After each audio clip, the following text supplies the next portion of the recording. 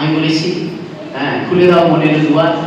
আমরা দুয়ার খুলেছি, আমরা আমন্ত্রণ জানিয়েছি। এখানে 3টি বিশেষ সাহিত্য সংস্থা উপস্থিত আছে, তাই একটু দীর্ঘ অনুষ্ঠান, দেরি আর করবো না, সকলের অনুমতি নিয়ে অনুষ্ঠান শুরু করছি। আজকে আমরা খুব কি বলবো, দুঃখিত, আনন্দিত, গর্বিত সবই যে আমরা আজকে এই কবিতা উৎসব উৎসর্গ করছি আমাদের প্রয়াত সহসভাপতি এবং বিশিষ্ট বাচিক শিল্পী শ্রদ্ধেয় শ্রী রবীন্দ্রনাথ গৌতম মহাশয়কে। আপনারা অনেকেই চেনেন রবীন্দ্রনাথ গৌতমকে। কবিতা কিন্তু ভালোবাসতে শিখিয়েছেন রবীন্দ্রনাথ গৌতম, মানে ওনার কবিতা শুনে প্রথম মোহিত হয়ে যায়। একটা অসাধারণ রিপ্রেজেন্টেশন ছিল ওটা।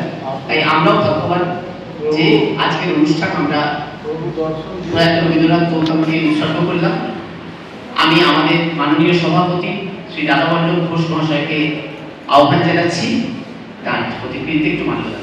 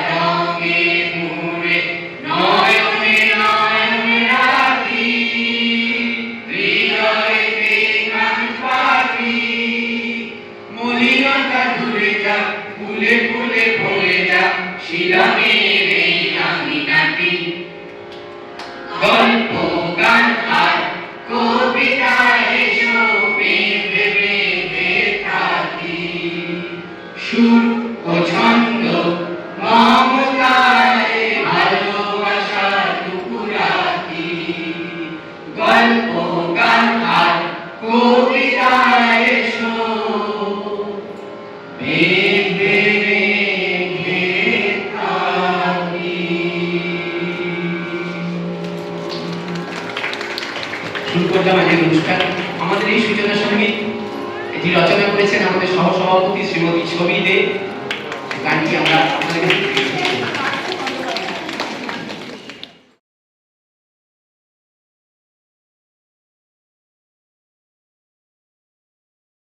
বর্ষা নেমেছে মাঠে প্রান্তরে, নববধূর ঘোমটা খোলার সলজ্জ চাহনিতে, দলিতের কাছে আত্মসমর্পণের চিন্তায়, আবেদনের সাধনায় সিদ্ধি লাভের সরলতায়। বর্ষা এসেছে মাঠে ঘাটে শুষ্কতায়, বর্ষা নেমেছে মাঠে প্রান্তরে, দুপুর ভাসানো উপচে ওঠা নদীর প্লাবনে, ঝড়ো ঝড়ো বৃষ্টি ধারায় সারাইয়ের রাগিনীতে, বৃষ্টি ছোঁয়ায় সরসিত যৌবনা কণ্টকিত ধরার। এহেন সময়ে কবির মনের ভিতর তোলপাড় উথালি পাথালি। কবি বাসনের আজকের আয়োজন তাই নানা রঙে কবিতার আশ্রয়ে রাঙিয়ে তোলার মুহূর্ত। আসুন আমরা সবাই আজ কবিতায় খুঁজে নিই মনের খোরা। উপজীব্য সমাজ প্রকৃতি যাপনের বিভিন্ন আঙ্গিকে রঙিন হোক আজকে কবিতা উদযাপন। সবাইকে স্বাগত, শুভ সন্ধ্যা। আমাদের নিয়মিত সদস্য ছাড়া যারা অন্য 3টি সংস্থা থেকে আমরা তাদের আমন্ত্রণ জানিয়েছি, তারা সবাই এসে উপস্থিত হয়েছেন। সবাইকে সংস্থার তরফে এবং আমার তরফে জানাই অনেক অনেক অভিনন্দন। আমরা চলে যাব এবারে আমাদের কবিতা পাঠের অংশে। কেউ স্বরচিত, কেউ আবৃত্তি করবেন, কেউ দেখে পড়বেন, কেউ না দেখে পড়বেন। তবে সময়টা প্রত্যেকের ক্ষেত্রেই সীমিত, যাতে আমাদের সুষ্ঠুভাবে কাজ চালানো যায় সেজন্য সবাইকে অনুরোধ করছি প্রত্যেকেই প্রস্তুত হয়ে থাকুন। আমরা যেভাবে ডাকবো সেভাবে চলে আসবে। আমি চম্পাকে একটু এখানে ডেকে দিচ্ছি। সকলকে আজকের এই অনুষ্ঠানে ভালো লাগছে দেখে সকলে এসেছেন, এটা আমাদের কাছে বড় পাওনা। আবার কবিতার নাম নক্ষত্র, তার আগে একটু বলে নেওয়া ভালো যে এটার পটভূমিকা কি, মানে কেন আমি লিখলাম এটা। তো এখন যেমন মানে বর্তমানে বেশ কিছুদিন আগে থেকেই বিভিন্ন রকম মানে অনৈতিক কাজ হয়, তার মধ্যে যেমন আছে এই আমাদের ড্রাগ নেওয়া, এবং তার জন্য একটা করে দল থাকে, সেই দল তাদের পরিচালনা করে, এতে অনেকের ক্ষতি হয়। তো এরকম একটি কলেজে, সেটি ব্যাঙ্গালোরে একটি কলেজে, সেখানে এক ছাত্র সেখানে পড়তে গেছে, তার ফাইনাল ইয়ার।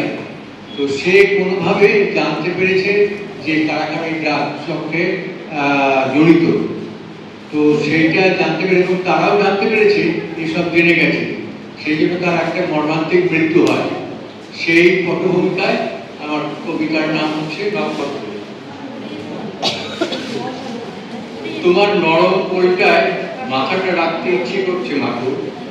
আজ আমি হয়তো তোমাদের চোখের আড়াল থেকে অনেক দূরে, সেখান থেকে তোমাদের স্পর্শ কোনোদিন আর পাবো না। তবু মনে হয় তোমাদের কাছেই আছি।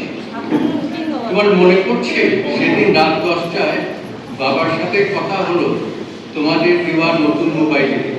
ব্যাঙ্গালোরে নয়, কলকাতায় আছি, আমাদের বসার ঘরে মুখোমুখি বসে কথা বলছি। আমার একটু ঘুম পাচ্ছিল। আমি বাবাকে বললাম, বাবা আমার কাল পরীক্ষা, আমাকে ভোরবেলায় ডেকে দিও। বাবা ডেকে দিয়েছিল, 2-4 কথাও হয়েছিল। বাবা বলেছিল শরীর ভালো রাখার জন্য। তার কয়েক ঘন্টা পরে একটা বিশাল ঝড় এলো। আমি ছিটকে গেলাম তোমাদের কাছ থেকে। চক্রান্তকারী কিছু পাশবিক শক্তি আমাকে তছনছ করে দিল। আমি নিমেষে হারিয়ে গেলাম। পরীক্ষা আমার দেওয়া হলো না, আমি আকাশের নক্ষত্র হয়ে গেলাম। যারা আমাকে আকাশের নক্ষত্র করে দিল তাদের তোমরা ছাড়বে না। সংগঠিত হয়ে তোমরা তাদের শাস্তি দাও। আমি আকাশ থেকে তাকিয়ে দেখব। নমস্কার। ধন্যবাদ সত্যেন্দাকে। এখন মঞ্চে যাচ্ছি শান্তাকর রায়। কবিতার নাম প্রেম উবে যাওয়া নথি। উপহারগুলো আলমারি আলু করে সাজানো, একটাও শরীর স্পর্শ করে না। কাটাও শুধু বিদ্ধে থাকা আঁচড়ে আঁচড়ে সেই পাখির পালকের বদলে একই একই ভিড় করে কালো দাগ।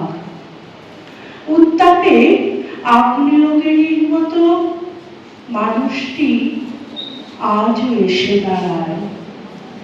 ওকে সরিয়ে আলমারি খুলতে পারি না। সেই সূক্ষ্ম রাস্তা দিয়ে একটা আলো বেরিয়ে আসে, আমাকে নিয়ে যায় নদীর পাড়ে, অথবা জলের ট্যাঙ্কের পাশের বটগাছটার দিকে ক্রমশ এগিয়ে যাই। দাঁড়িয়ে থাকি চিন্তার ভিতর যে চাষ, সেখান থেকে উঠে আসার চেষ্টায় আবার গদ্যময় হই। হ্যাঁ, তুমি জাতীয় কিছু একটা উচ্চারণের সাদৃশ্য খুঁজে পাই। পরপর মৃত অথবা ঘরের চারপাশের ধ্বংসস্তূপ বলে দেয়, বিছানার মধ্যেও অপ্রাসঙ্গিক চিরকুট অথবা শিলালিপি। ব্যাখ্যা জমাতে জমাতে বরফের আকৃতি পায়, জলের রেখা আর পুরনো বইয়ের খাজে খাজে স্বেচ্ছা কর্মচারী সেই শিল্প পোকারা ভালোবাসার উপহার স্বরূপ রেখে গেছে খাওয়া অক্ষর। অলক্ষ্যে অবিকৃত থেকে যায় আমার সেই উন্নত মস্তিষ্কের ফসল, যেখানে সুরক্ষিত থাকবে তুমি, গাঢ় শব্দের ছাপ, প্রিয় সিসমোগ্রাফ। মানচিত্র কাপে নতুন করে তৈরি করার চেষ্টায় খেপা গান ধরে, তার একতারা তার ছিঁড়ে যায়। সেই সময় আমার লড়াই আর সেই সিঁড়িতে দাঁড়িয়ে থাকা মানুষগুলোর নাগরিক পঞ্জি অন্তর্ভুক্তির চালে কোনো দিন ভাগ হবে না। পুকুর ডোবা বুঝে যায়, কিন্তু বিল পাস হয় পারিশ্রমিকে। ডুবুরি উঠে আসছে, ঘর থেকে মুক্ত কিংবা প্রমাণ টুকরো ওরা জানে না, এসব দুর্মূল্য। সব খাঁটি বিষ থেকে ঔরসের দানা গুনে তাচ্ছিল্যের দান উপাদানে সেই উল্টি গ্রামের নারী রামধনু আর সেলফি উত্তাপে জোয়ার খুঁজতে খুঁজতে পৌঁছে যায় অবেলায় পাটুয়ার রাজাদের বানানো প্রত্ন মন্দিরে। দোল উৎসবকালে যেখানে সেরেছিল আবির আর লেগেছিল ভালোবাসার দাগ, শঙ্খ শব্দ ভাসছে দৈববাণীর মতো। নিস্তব্ধের বুক চিরে আমি দাঁড়িয়ে থাকি। ধন্যবাদ। ধন্যবাদ শান্তাকে, খুব সুন্দর কবিতা বলল, খুব ভালো লাগলো। আমাদের এবারের উপস্থাপনা যৌথ উপস্থাপনা। উপস্থাপনায় আছেন আমাদের সভাপতি রাধাবল্লভ ঘোষ মহাশয় এবং সুজয় মজুমদার। শতবার্ষিক পালন করলাম। বহু গুণে গুণী সলিল চৌধুরী মহাশয়, সেই সাহিত্যিক সলিল চৌধুরী মহাশয়ের একটি রচনা আমরা দুজনা পাঠ করে শোনাচ্ছি আপনাদের। শিরোনাম ও মশাই সলিল চৌধুরী। মশাই শুনছেন? ও মশাই শুনছেন? নিশুতি মাঝরাতে চিৎকার শুনে ঘুম ভেঙে যেত। পাগলটা আবার পাড়ায় এসেছে। কি যে শোনাতে চায় তা কেউ জানে না। বড় জোর 1 মিনিটের জ্যোতি, তারপর আবার চিৎকার। ও মশাই শুনছেন? আওয়াজটা ক্রমশ দূর থেকে মিলিয়ে যেত। কুকুরগুলো ঘেউ ঘেউ করতে করতে হাঁপিয়ে গিয়ে একসময় থেমে যেত। কিন্তু ওই চিৎকারটা থেমে যাওয়ার পরও বহুক্ষণ ধরে কলকাতার হটমে হটমে দেয়ালে দেয়ালে ধাক্কা খেতে খেতে অনুরণিত হতে থাকতো। ও মশাই, শুনছেন? শুনছেন? সারা কলকাতা শুনছেন? এবং শহরতলিতে কোনো না কোনো পাড়ায় নিশুতি মাঝরাতে কোনো না কোনো দিন চিৎকার শুনে লোকের ঘুম ভেঙে যেত। ও মশাই, শুনছেন? হঠাৎ জেগে ওঠা লোকেরা বলতো, পাগলটা আবার এ পাড়ায় এসেছে। আমি তখন তরুণ, আজ থেকে প্রায় ৩৫ বছর আগের কথা। সবে দেশ স্বাধীন হয়েছে। অনেক কিছু বঞ্চনার হতাশায়, প্রতারণার ক্ষোভে ক্ষমতাসীন শাসকেরা রক্তগঙ্গা বইয়ে দিচ্ছে। তখনকার কলকাতায় এবং শহরতলিতে সবাই ওকে জানে। জ্বলন্ত দুটো চোখ, এক মুখ, খোঁচা খোঁচা দাড়ি, পুষ্প পুষ্প কাঁচা পাকা চুল, তালি মারা লম্বা একটা আলখাল্লা, পরনে খাকি প্যান্ট, বগলে পুরনো কাগজ আর পায়ে মিলিটারি জুতো। কেউ বলতো লোকটা ছিল টেররিস্ট, পুলিশের মার খেয়ে পাগল হয়ে গেছে। কেউ বলতো দ্বিতীয় মহাযুদ্ধে ও ছিল মেজর, মানুষ খুন দেখে দেখে মস্তিষ্ক বিকল হয়ে গেছে। আবার কেউ বলতো এক ভরাডুবি জাহাজে ও ছিল কাপ্তান, টর্পেডোর ঘায়ে জাহাজ শত্রু সবাই ডুবে মরে, কিন্তু শুধু ও বেঁচে যায়। সেই দুঃখে আজও অনুশোচনায় জ্বলছে। বলতে চাইছে কি করে ও বেঁচেছে। আবার কেউ কেউ বলতো ও মানুষ নয়, প্রেতাত্মা। অনেক চেষ্টা করেও লোকে বার করতে পারেনি লোকটা দিনের বেলায় কোথায় থাকে।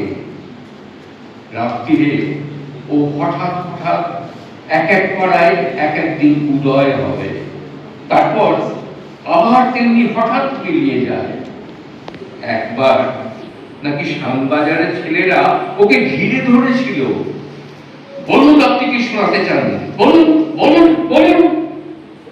ও নাকি বোকার মতো তাকিয়েছিল অনেকক্ষণ, ফ্যাল ফ্যাল করেছে, তারপর আবার চিৎকার করে উঠেছিল, ও মশাই, শুনছেন?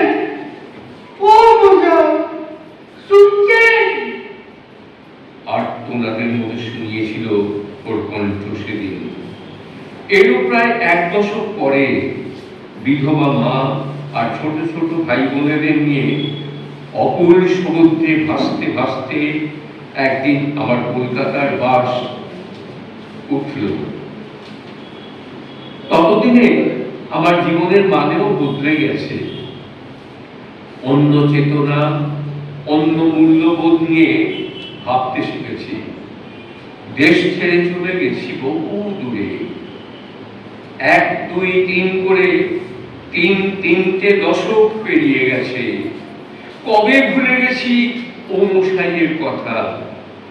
তারপর বোধহয় সেটা ১৯৮০ সাল, আগরতলায় গিয়েছি জাতীয় সংহতি সম্মেলনে যোগ দিতে। আছি সার্কিট হাউসের দোতলায় একা একটি ঘরে।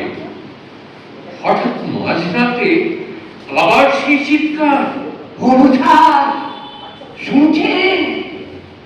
ও মশাই, শুনছেন? আমার সারা গায়ে কাঁটা দিয়ে উঠল। ধড়মড় করে উঠে বসলাম। এ সেই কণ্ঠস্বর। তবে যেন বড় ক্লান্ত, বড় আকুতি ভরা হতাশায় জীর্ণ। যেন কেউ শুনবে না এই চেতনার বেদনায়। প্রশ্নটি বড় করুণ। তাড়াতাড়ি পোশাক বদলে টর্চ নিয়ে নিচে নামলাম। লোকটাকে আজ ধরতেই হবে। আবছা কুয়াশা ঘেরা রাত, সারা পাড়াটা ঢেউ ঢেউ করছে। রাস্তায় নেমে টর্চ জ্বালালুম। কিন্তু কোথায় গেল সেই লোকটা? তবে কি আমার শোনা ভুল, স্বপ্ন? অনেকক্ষণ অন্যমনস্ক হয়ে পথ হাঁটলুম। ঘেউ ঘেউ শহরটা শান্ত হয়ে এলো। দূরে কারা ফুল করতাল বাজিয়ে গান ধরেছে।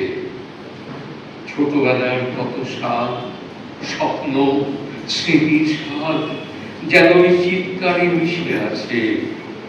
কত কি ভাবতাম, কত কি করার ছিল, কত সোনার মতো দিন বৃথা নষ্ট হলো।